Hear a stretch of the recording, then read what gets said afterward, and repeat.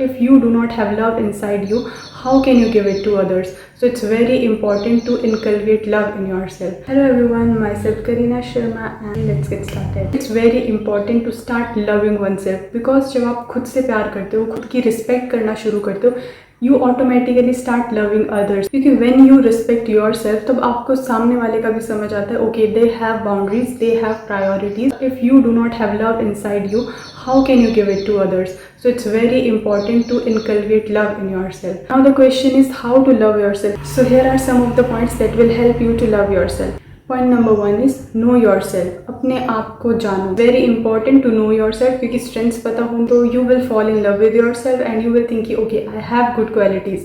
और जब आपको वीकनेसेस पता होंगी only then you can work towards them, उनको सही करने के लिए, उनको इम्प्रूव करने के लिए. तो आपको जब पता ही नहीं आपकी वीकनेसेस क्या है तो how will you work on that. So it's very important to know yourself. होना चाहिए कि आपको पता तो चल गया क्योंकि ये प्रॉब्लम्स है मुझ में, but you are judging yourself. You should start accepting yourself. Point number 2 is you have you.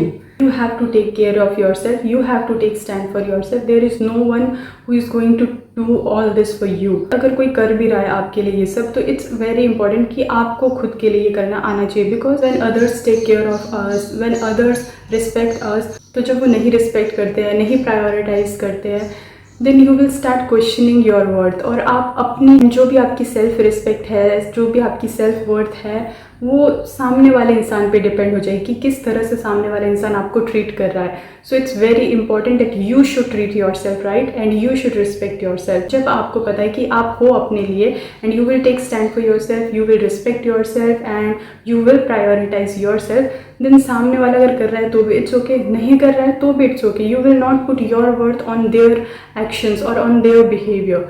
So it's very important कि आपको आपकी वर्थ पता होनी चाहिए and you should treat yourself right and you will not question your worth every second. The way you treat yourself sets the bar for others. If you are treating yourself with respect, सामने वाला भी वैसे ही करेगा. So it all starts with you. The third point is affirmations. I know it sounds very simple, but it's not. You have to start saying to yourself that I love myself, I like myself, I like my body, and you have to constantly say to yourself again and again and again. I have also tried it and it actually works. When you start saying affirmations, तो आपका brain constantly पीछे से बोलता रहेगा you are not this, you are not confident, you are not beautiful, but you have to constantly say to yourself. Start के 5-6 days it will be difficult and your brain will not accept the fact, but फिर next के 5-6 days your brain will think कि हाँ शायद maybe. फिर उसके next 5-6 days your brain hesitation के साथ accept करने लगेगा कि हाँ हो, you are confident, हाँ you are beautiful.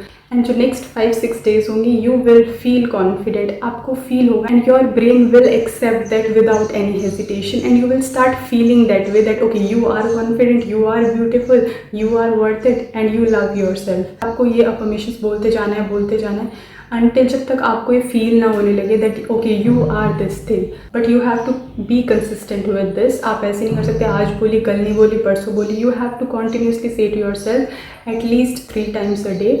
और इसके अलावा आपको जब भी टाइम मिल रहा है, जब भी आपको याद आ रहा है that you should say to yourself. Number 4 is being firm with your boundaries. बहुत सारे लोग बाउंड्रीज सेट तो कर देते हैं but they do not respect their boundaries.